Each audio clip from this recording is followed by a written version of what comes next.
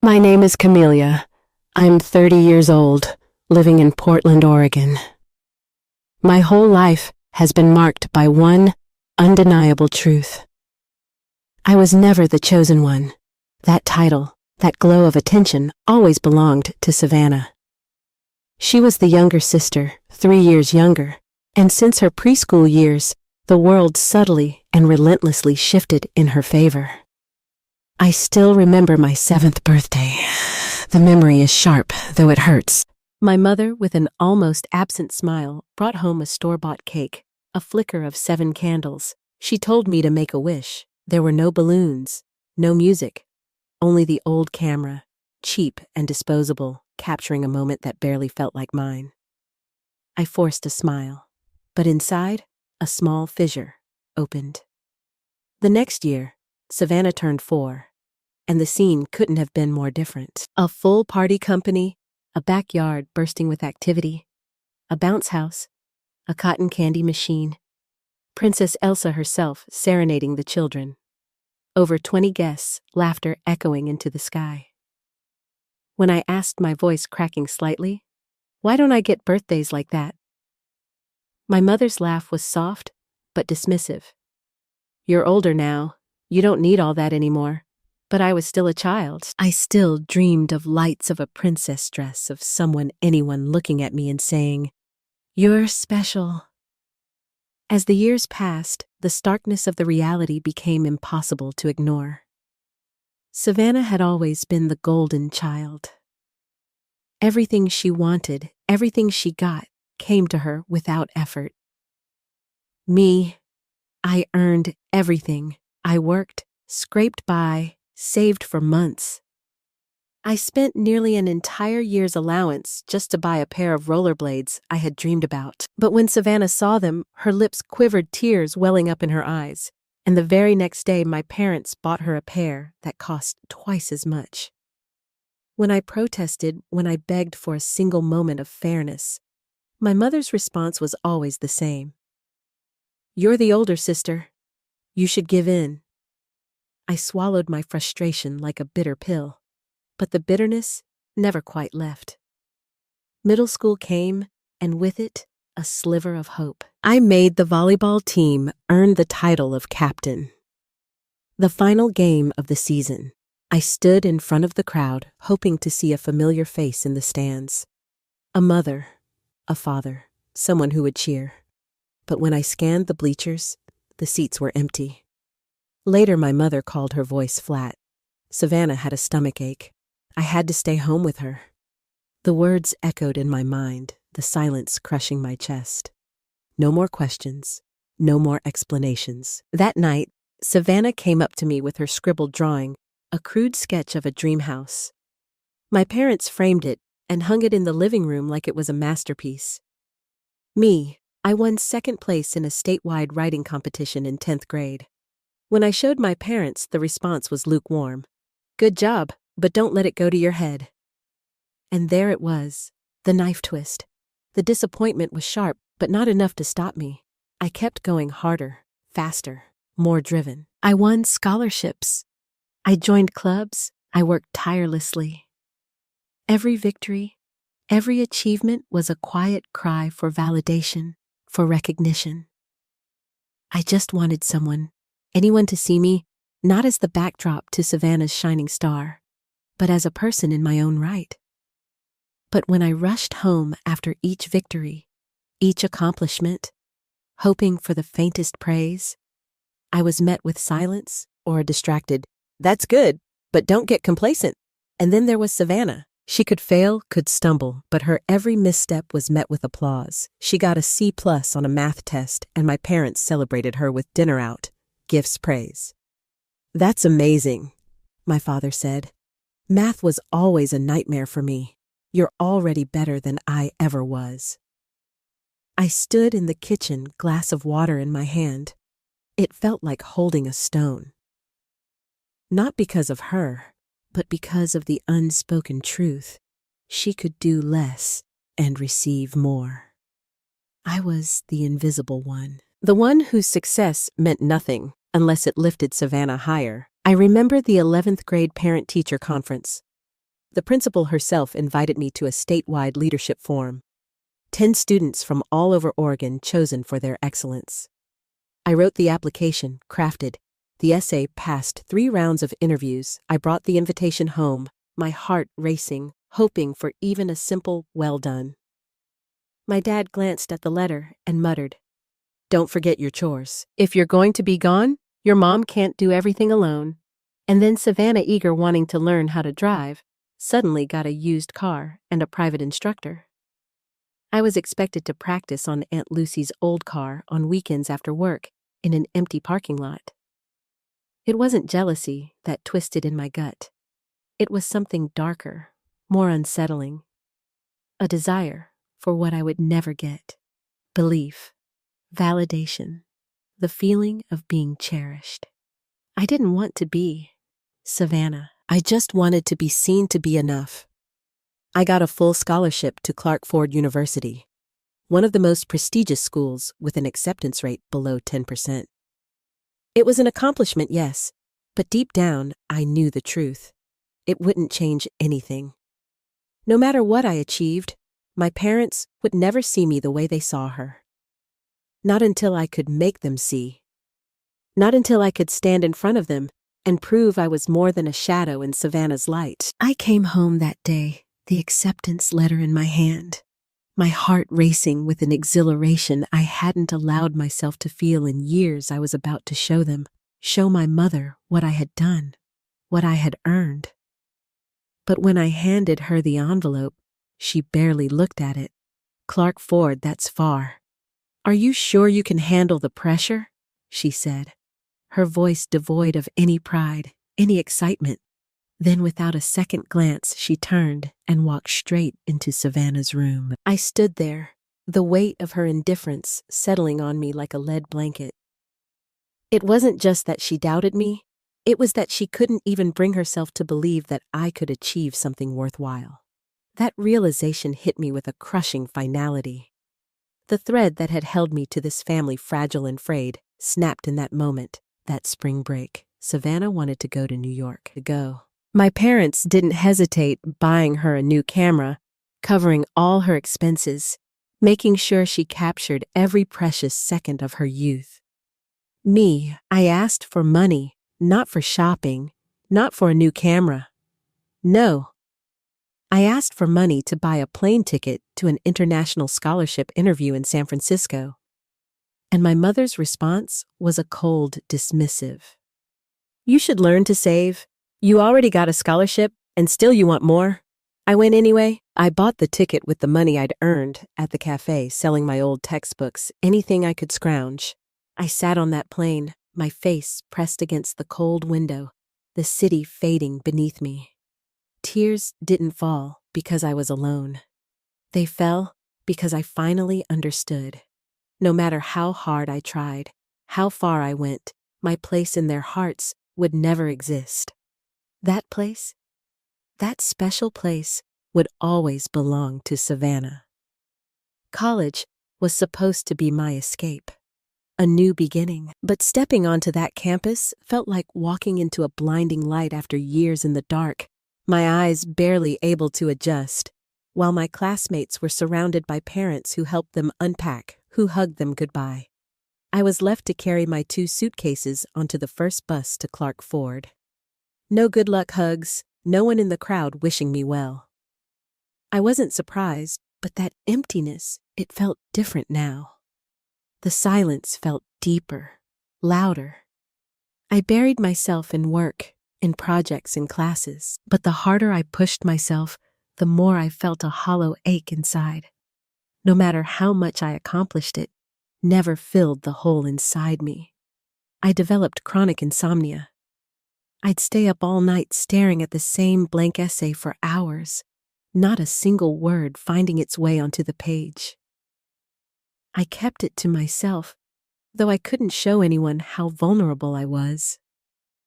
I couldn't show weakness, not after everything I'd endured, but it all came crashing down when I fainted in my sophomore finance class. The doctor diagnosed me with a nervous breakdown caused by prolonged stress. The school required me to see a counselor, which felt like an intrusion at first. But in that first session, something broke loose. The counselor asked gently, "Camelia, do you feel like you're straining just to be seen?" The floodgates opened, and I couldn't hold it in anymore. I wept in that sterile office, my tears falling like long-held secrets breaking free. Those therapy sessions slowly pulled me out of the fog. I began to understand that emotional neglect wasn't my fault. What I had endured wasn't me being too sensitive. No, it was real harm. It was neglect. It was a pattern I had lived my whole life. 2 years later, I started to rebuild my self-worth piece by piece. I chose finance as my major, not because anyone guided me, but because I needed something solid, something stable, something I could rely on. I worked at the Student Support Center, then landed an internship at a small investment firm. I started earning just enough to cover the tuition. The scholarship didn't cover, and to rent a tiny room off campus, I stopped hearing. Savannah's screams echoing through the house. Stopped being summoned to scrub the kitchen while I studied. I graduated with honors. I received offers from 3 major firms. I chose a financial consulting company in Seattle. I knew I could grow there. 7 years have passed. I'm still there, still working, still pushing. But for the first time, I feel seen, no longer just the shadow of someone else's light. At 27, I bought my first apartment. It wasn't grand. It was small near Green Lake, but it was mine. I stood in front of the door for 10 minutes, just holding the key, breathing in the feeling of finally belonging to something that no one else had given me. I didn't call my parents. I knew what they would say. "How many square feet is it?" they'd ask, that then shift the conversation to Savannah, her new TikTok channel, how fun it was. I didn't care anymore. I no longer lived for their approval. I kept my distance. I visited once a year for Thanksgiving, but always left early. Conversations with my mom had become so shallow. "How have you been?" "Oh, Savannah, just got a new haircut. It's gorgeous." "Dad, barely a word. I thought I was used to it." I thought time had dulled the sharp edges of rejection, that everything would blur into dust over the years. But then I got the call. Grandfather had passed. The family gathered, and I just knew that no matter how much time had passed, no matter what I had achieved, nothing would ever truly change. The distance between us would always remain, and I couldn't shake the feeling that in their eyes I was still just a shadow. I still remember that call like it was yesterday. Aunt Linda's voice trembled fragile as glass. "Camila, your grandpa's gone. He passed away last night in his sleep." I gripped the phone, my heart suddenly still. He'd been sick for years, his body slowly withering away, but I wasn't ready. Not then. Not when the one person who ever made me feel like I mattered was gone. Not because of my achievements, not because of what I had accomplished, but because for the first time in my life, I had been loved just for being me. He was the only one who ever said, "You make me prouder than anything. No one can ever take that from you." Those words carried me through some of the darkest moments of my life. The funeral was somber, the air thick with tension. I arrived early, standing before his framed photograph. My hand, trembling, hovered over my grandmother's fragile fingers, a silent comfort. Savannah, standing next to our parents, looked polished, perfect. Her eyes were red, but I couldn't tell if it was grief or if my mom had just whispered the news about the inheritance. A week later, the family gathered at the lawyer's office for the will reading. I went out of obligation, barely expecting anything to change. But then, Mr. James, My grandfather's estate attorney flipped through the papers and began reading aloud. All personal assets, including real estate investment accounts and savings, shall be equally divided among my 3 grandchildren, Camilla Harper, Savannah Harper, and Levi Anderson. My heart froze. He continued, "The total value to be divided is approximately $15 million. Each recipient will receive $500,000. The room was silent. It wasn't the money that had me trembling. It was the realization that I had just been dragged into a storm. A storm I had not chosen. A storm that had my parents already plotting their next move. Later that evening, I received a text from my mom. "Are you free? Your dad and I would like to stop by and talk." 15 minutes later, they arrived. I poured the tea, the weight of the moment pressing down on me with every slow movement. Dad spoke first, his voice cold, calculating Camilla. "Your mom and I think it would be fair if you gave your share to Savannah." I stared at him, disbelief flooding my veins. "She's been through a lot," he continued. "Part-time at the bakery, she just broke up with her boyfriend." "You'll understand." I looked at my mother. Her eyes were firmly fixed on the purse strap in her hands. She wouldn't meet my gaze. "You're doing fine," she said, her voice flat. "You have a good job, your own place." "She has nothing." I felt my jaw tighten, words like stones rising in my throat. "But that's Grandpa's money," I said. My voice shaking but determined, he chose to divide it equally. "Not me." Mom finally looked up, her expression dripping with disappointment. "You're being selfish, Camilla. If he knew what Savannah was going through, I'm sure he'd want you to share." I stood up, my chest tightening.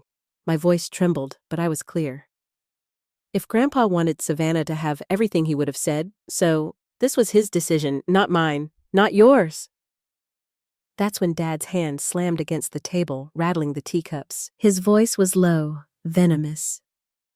"Do you not remember who raised you? Who paid for your school supplies, took you to the orthodontist, and now you want to take everything and leave your sister behind?" Silence swallowed me whole. Every ounce of independence I had fought for, every ounce of pride in my own hard work, was suddenly twisted into a debt I never agreed to. "Did you forget who worked since I was 16? I whispered, barely able to choke out the words. "Who paid tuition after the scholarship ran out? Who took out credit to buy her first laptop while Savannah got a brand new MacBook as a gift?" The silence was deafening. Dad took a deep breath, his words cold as ice.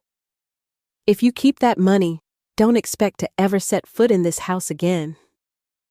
I let out a soft, bitter laugh. It had no joy in it. Maybe it's time I stopped trying to fit in. I said, my voice steady now. They left shortly after, and the cold tea on the table seemed to mock me. The house felt too quiet, too empty. But in that silence, something shifted. I broke. Yes, but I also felt something stir inside me. Something that had been buried for far too long.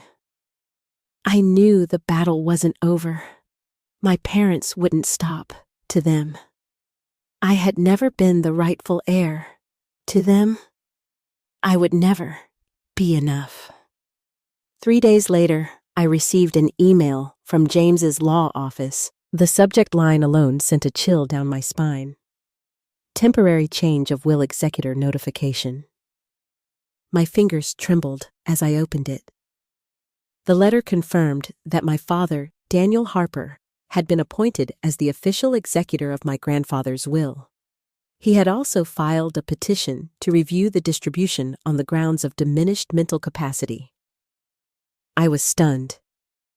This was their next move, twist the intentions of the dead to serve the child they deemed more deserving. I didn't hesitate. I called my grandmother. Her voice was calm, but there was something sharp in it now.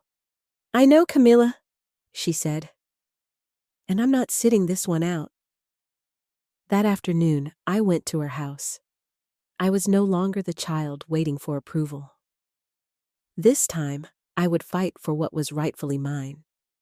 The red brick house in Spokane had always been a place of comfort, a sanctuary of memories. But today, as I walked through the quiet halls, the silence was thick laden with secrets, with truths that had festered for years now, finally coming to light. I sat at the kitchen table, the same one where I had eaten apple pie every fall. My grandmother's hands placing a thick folder in front of me. "Camila," she said, her voice steady but laced with years of hidden sorrow. "Did you know, years ago, your father tried to convince your grandfather to leave everything to Savannah?" My breath caught in my throat. What? I couldn't believe what I was hearing. "You were still in college? Then?" She continued, watching my reaction carefully. "He emailed your grandfather 3 pages long, arguing that you were independent, that Savannah was sensitive and vulnerable, and that an equal split wouldn't be fair." My fists clenched, my nails biting into my palms. I could feel the heat of betrayal rising in me, sharp and unforgiving. Grandma nodded, as if she had expected this reaction, but your grandfather refused. He said, "I have 3 grandchildren, and I won't let any of them feel less valuable than the others." She pulled out a copy of the will, placing it gently in front of me. "This," she said, "this is the final version. Your grandfather personally added this clause. Any individual who challenges the distribution or attempts to alter it will forfeit their share." I read those lines over and over, my eyes burning with anger. The injustice of it all. My father had known about this clause, and yet he still tried to manipulate the will to twist everything in Savannah's favor, as though I was a mere inconvenience in his plan. My heart pounded with the weight of the revelation. But my anger burned brighter. Grandma slid a USB across the table toward me. "This has the audio recording from the will amendment meeting his original notes and signatures if needed. Give it to the lawyer." I wrapped my hand around hers tightly. "I won't let them undo his wishes."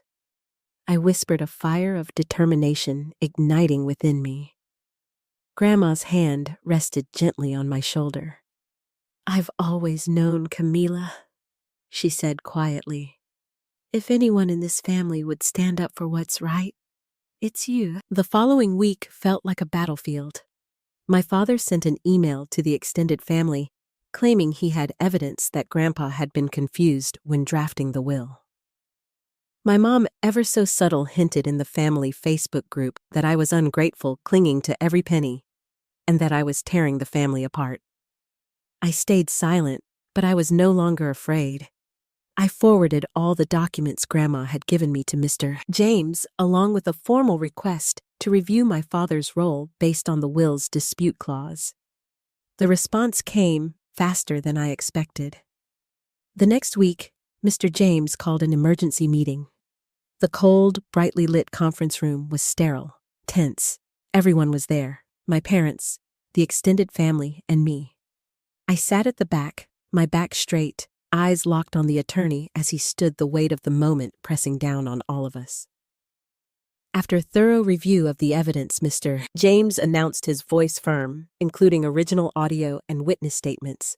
"We find no basis for claims of diminished capacity." A pause. The air seemed to freeze in the room. Furthermore, under Clause 7, Daniel Harper is hereby removed from his role as executor.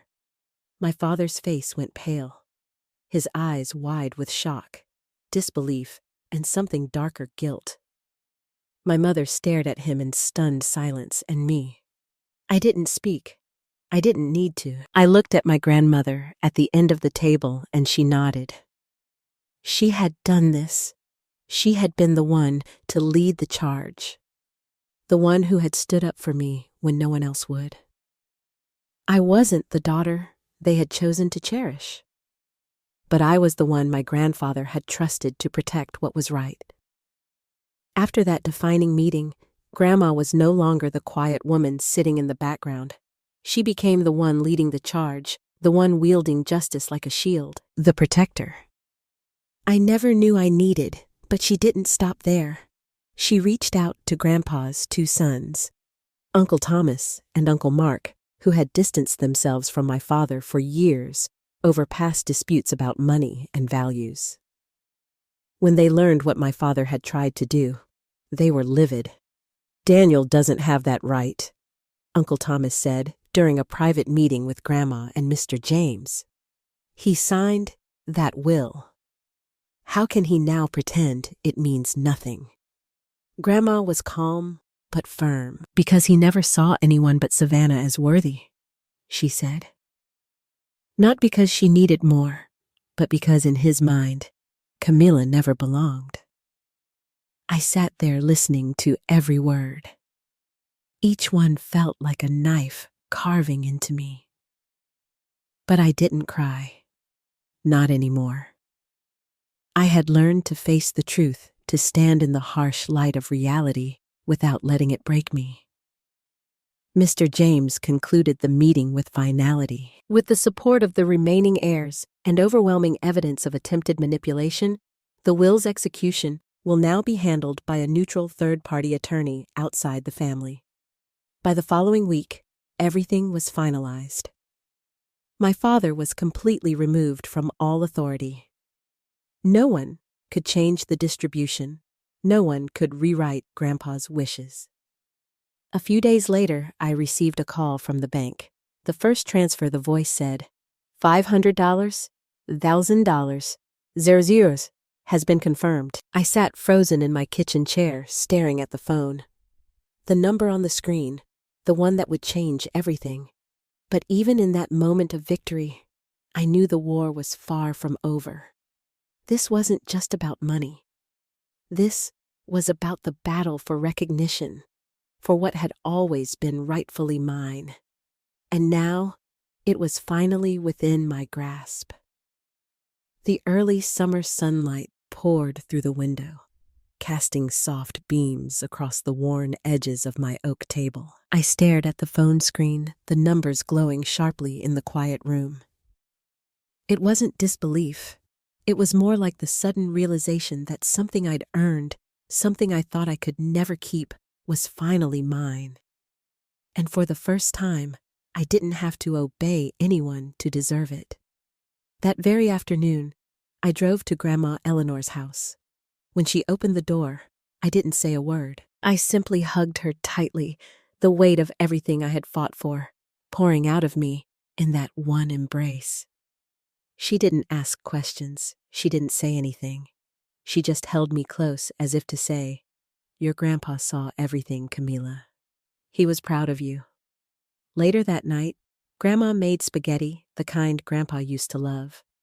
She turned on his old cassette player, letting the soft jazz he adored fill the room, wrapping me in a sound I hadn't realized I missed. And for the first time in years, I ate without holding myself together. I was allowed to let go, to feel a rare moment of peace. After dinner, Grandma took me upstairs. Grandpa's office was just as he'd left it, untouched by time, the smell of his old cigars still lingering in the wood. She pulled out a wooden box filled with papers, letters, and a small leather notebook. "Your grandpa kept track of everything you accomplished," she said softly. "You didn't see it, but he followed your every step." She handed me the first article I had written for the school paper, my Clark Ford scholarship letter, and my graduation photo. I flipped through the pages, my hands trembling slightly, my heart aching with a mix of pride and loss. Grandma's eyes were full of something deeper: sadness, yes, but also pride. "Camila, your grandpa didn't split things equally out of obligation. He did it because he believed you deserved a fresh start. He didn't want you to carry the weight of the injustice anymore. When I left that red brick house, I knew I hadn't just reclaimed an inheritance. I had reclaimed my voice, my worth, and that was worth more than any check could ever be." But the story didn't end there. The very next night, Savannah called me. Her voice was trembling, breaking apart with every word. "Camila, I don't know who to trust anymore. Mom and Dad want me to do something I don't want to do. I stayed silent, my heart racing. I knew those words were the opening to something I wasn't ready for, a truth I hadn't yet heard, and I had to brace myself for the storm that was coming. Savannah's call was the first stone dropped into a still lake. The ripples spread fast. Less than 2 days later, I received a text from my mother. "What did you say to Savannah to turn her against us? Are you happy now?" I didn't reply. I didn't need to. From that moment on, the lines were clear. I had become the enemy, not because I chose to, but because they had pushed me there. A week later, I was removed from the family Facebook group. No warning, no conversation. No one asked if I was okay. They simply erased me as if I'd never existed. And then the rumors began. A former classmate of Savannah's messaged me. "Hey, did you really force your grandpa to rewrite his will? People are saying you pressured him by making constant demands." I wasn't shocked by the accusation. I knew exactly where it had come from. My mother, the woman who once claimed family is everything, had become the source of the cruelest stories about me. They spread like wildfire through tea circles, church groups, whispered texts behind my back. It didn't stop there. My father sent an email to my lawyer stating that the family no longer considered me a moral representative.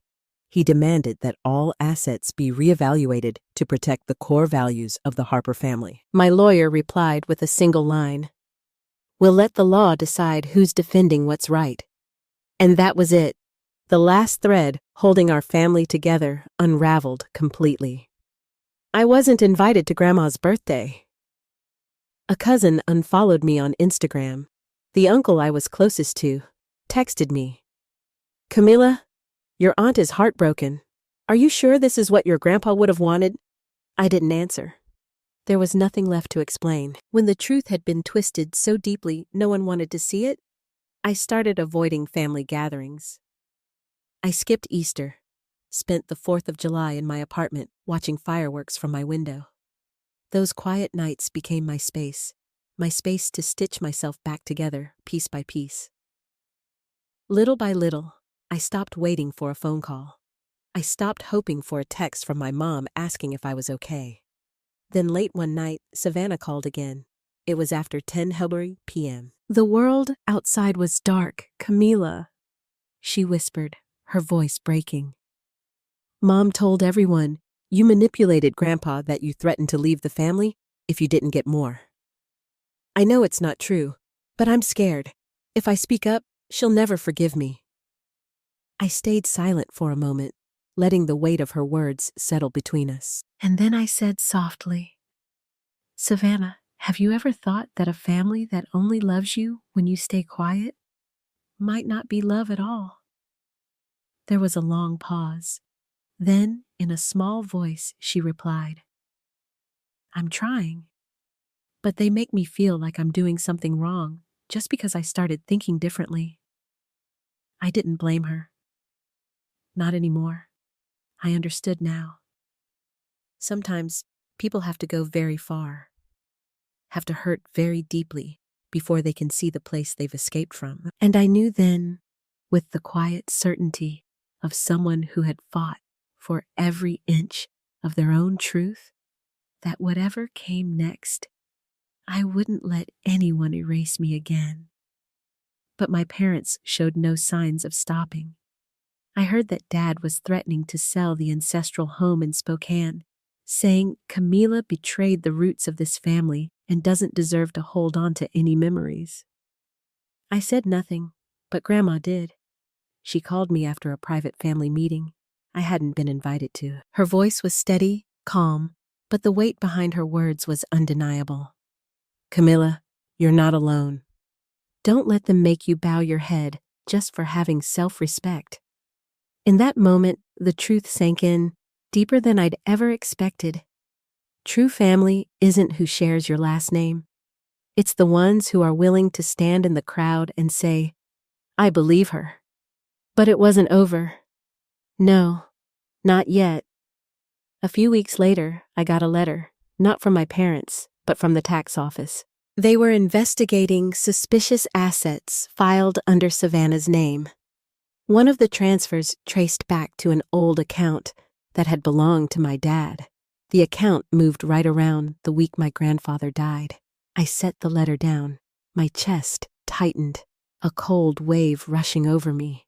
This wasn't just an emotional battle anymore. This was something darker, something larger unfolding behind the curtain of family dynamics. And I knew this was only the beginning. I never thought Savannah would show up at my door again. Not after everything that had happened, but then, on a Saturday afternoon at the end of the month, while I was cleaning the kitchen and listening to one of Grandpa's old jazz favorites on the radio, the doorbell rang. I opened the door.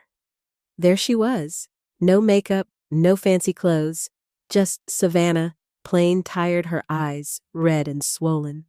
I stepped aside to let her in without a word. We both walked into the living room, the silence broken only by the soft whisper of wind sliding through the curtains. After what felt like an eternity, Savannah spoke, her voice small and shaky. "I'm sorry." I turned to face her, my heart pounding as she clutched the hem of her coat, eyes fixed ahead, avoiding mine. "I'm sorry," she repeated, "not just for what Mom said, but for not doing anything. I knew they treated you unfairly. I just didn't dare speak up." I nodded.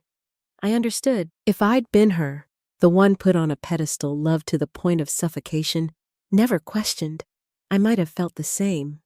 Speaking up would have felt like betrayal. She continued, her voice barely above a whisper. "Mom and Dad asked me to sign papers to temporarily transfer my inheritance into Mom's account. They said it was for tax purposes. I refused, and Mom told me I was no longer her daughter. I took a deep breath, not from surprise, but because I hurt for her." For the first time, Savannah was speaking not from the place of privilege and protection, but from the raw truth of someone who had been trapped for too long. "Camila," she said, her voice breaking. "I don't want to become a copy of them. I want to understand why I was so spoiled while you were always expected to give everything up." I was speechless. For the first time, Savannah was seeing beyond the life she had been given. She was seeing the unfairness. She was finally stepping out of the role our parents had written for her. "I used part of Grandpa's money to enroll at the community college," she said. "I'm studying social work. I want to help people hurt by their families, like you and like me." I was surprised, not because Savannah wasn't capable, but because she had dared to take that first step out of the shadow of our parents' expectations. She had dared to choose for herself. We talked for hours that night about Grandpa, about all the times I tried to be seen, and how Savannah never felt strong enough to stand on her own because everything was always handed to her. "I was jealous of you," she whispered, "because you could make your own choices. I only knew how to follow what I was told." That confession didn't make me feel victorious. It made me feel light, like I was finally breathing air that wasn't tainted by their control. For the first time, we truly saw each other, not through the lens of our parents' expectations, but for who we truly were. From that night on, we stayed in touch regularly. Every Wednesday, Savannah would call me after class. I'd send her reading material on psychology, autonomy, and boundaries in relationships. A month later, she invited me to her first presentation in her soft skills class. Her hands shook as she held the mic, but when she saw me sitting in the front row, she smiled. At the end of her talk, she said something that silenced the entire room. "I used to think family was a constant, a safe place, but sometimes you have to go far away from it to learn who you really are." I didn't clap loudly. I didn't need to. I simply stood up, walked over, and hugged her. No words were needed. Now every weekend, Savannah and I take walks around Green Lake. It's where I used to jog alone after long work days. But now, It's where we both begin to heal. I don't know if my parents will ever understand the change that's happened, but I don't need them to. Not anymore. At one point, Mom called Savannah in tears. Camilla's gotten into your head, and this family's falling apart over some money. But this time, Savannah didn't fold. I'm choosing the truth, Mom, she said. I'm choosing to do what's right, not to stay silent like before. When she told me that, I looked at her for a long time, trying to process the shift in her. In that moment, Savannah was no longer the pampered girl who had never known fear. She had become someone who could face pain head-on. Someone who could try to make things right, even if that meant stepping away from the arms that had always protected her. And for me, that moment marked the beginning of a new chapter. One not of conflict, but of healing. I had always thought I would use my inheritance to invest in something, create a personal fund, perhaps a way to feel secure in a world that never seemed to slow down. But the deeper I went into my healing journey, the more I realized that the first thing I needed to invest in wasn't an asset. It was myself. The first thing I did was pay off the remaining balance on my student loans. When I signed the final payment confirmation, I didn't feel elated. I didn't feel joy. What I felt was a deep, quiet relief, like I had just taken off an invisible backpack I had carried for over a decade. I spent part of the money to upgrade my apartment, not to show off, but to make it a real place of healing. I swapped out the old sofa for a soft olive green chaise, installed larger windows that opened to a balcony, and planted lavender and mint in small pots. Every morning, I pulled back the curtains, took a deep breath, and made tea with the same teapot Grandpa once used. For the first time, peace didn't feel like a distant concept. It felt like mine. I also helped Savannah pay for her first semester's tuition. She tried to decline, but I told her, "This isn't Mom and Dad taking care of you. This is me, choosing to support someone who stood up for herself."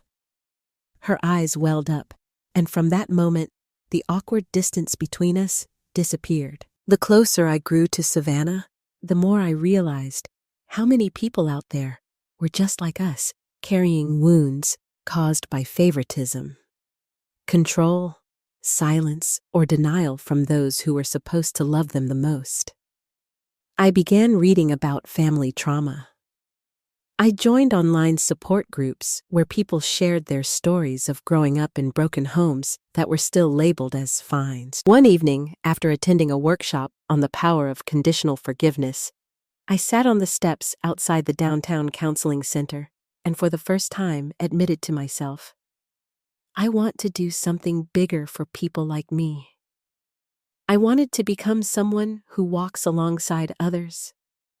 Not because I've healed completely, but because I understand that pain too well to watch others endure it alone. I enrolled in a pre-counseling program for working adults, attending class every Tuesday and Friday night.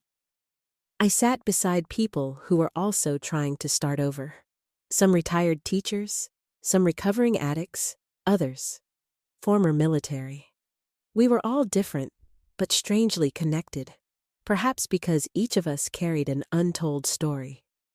I chose to focus on therapy for adults who grew up in toxic family environments. I learned how to listen without judgment, how to guide someone in drawing the line between boundaries and exploited kindness. I started volunteering twice a week at a center for teens who had experienced emotional abuse. I helped them write emotion journals, express their fears through art, and even practice saying no without feeling guilty. One day a girl named Elise whispered to me, "You're not like the adults at home. You don't look at me like I'm a problem." I smiled softly and said, "That's because you're not a problem. You're someone learning how to live as your true self." That sentence, simple as it was exactly what I needed to hear when I was 14, standing alone in the school courtyard, holding an award letter with no one there to receive it with me. I know this journey is far from over. I'm still learning. I still have doubts. There are days when the past creeps in like a quiet storm, but I don't feel lost anymore. Because now, I'm not just Camilla, the girl once labeled too logical, too independent, too cold. I'm the one who stepped beyond the unfair boundaries of my family and turned my scars into milestones of growth.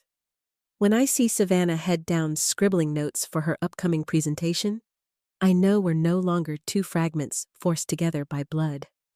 We are two people who chose each other with understanding, compassion, and a kind of sisterhood rebuilt from the rubble. It's been almost a year since I received my grandfather's inheritance, but the most valuable thing I inherited wasn't the $500,000. It was the power to redefine my own story. It was freedom, real freedom. I've learned how to say no without offering explanations. I no longer feel guilty for skipping family gatherings I know will drain me. I don't force a smile through their sarcasm, nor do I edit my feelings just to keep the peace. I've stopped trying to prove my worth to my parents. If they can't see me now, it's no longer my burden to carry. One of the most important things I did for myself was set clear boundaries. No phone calls after 8:00 p.m., no replying to messages from mom if they're filled with blame or criticism, no letting the past dictate my present. I still keep a few things from childhood grandpa's handwritten letters. The old diary I once hid in my desk, the photo of Savannah and me under the apple tree in the backyard. But now I see them for what they are. Slices of memory, not open wounds. Savannah and I are continuing our own journeys, sometimes together, sometimes apart, but always respecting each other's choices. She's still studying, and she was just accepted into a transfer program at the state university. When I asked if she was sure about her major, Savannah smiled and said, "No one ever taught me to live for myself like you did. Now I want to teach others the same." We had a small spring picnic at Lincoln Park, just the two of us. Some simple food and a speaker playing Grandpa's favorite jazz tunes. As the sunset lit up her face, I realized something. Some things we think are broken forever can be put back together if we're brave enough. I started building my own project, a support group for adults who grew up in families shaped by control, favoritism, or emotional neglect. I called it New Arms. It wasn't just a place for healing, but a place to redefine what family could mean. The project has been slow but steady. We hold small weekend sessions, invite guest therapists, and create safe spaces for people who've never had the chance to be heard. A woman in her 40s once cried, sharing how her mother always compared her to her sister. A college student admitted he'd never pursued his dream major because his dad said it was useless. I listened to each story, and each one reminded me of my own. I also began offering one-on-one sessions once a week with a limited number of clients. I wasn't chasing numbers, I just wanted to do it right. Grandma remains my quiet companion. She came to the opening of New Arms and gave me Grandpa's old scarf from his final years. "To remind you," she said, "that no matter how far you go, kindness and fairness should always start from family or from those we choose to call family." I hugged her for a long time. She didn't need to say much. Her presence was the kind of support I once wished for from my mother. And now I had it, just in a different way. My parents still keep their distance. I don't blame them anymore. Maybe the only thing I hope from them now is acceptance. But if they can't give that, I'll still be okay, because I no longer live in the shadows, waiting for someone to flip the switch. I've built my own light now. I wake up every morning without that heaviness in my chest. I drink coffee, watch the sunlight spill across the curtains, and open emails from strangers waiting to be heard. I know my journey, though it began in pain, has led me somewhere entirely different. Somewhere. I don't need anyone's permission to be happy. I don't know exactly what the future holds, but I know one thing for sure. The old cycle ends with me. And in this new chapter, I'm the one writing it.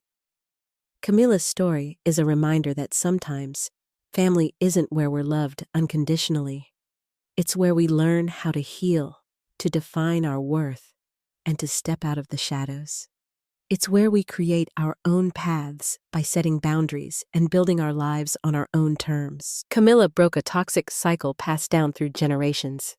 What matters most is not the family we're born into, but the way we choose to live with honesty, compassion, and kindness for those who deserve it.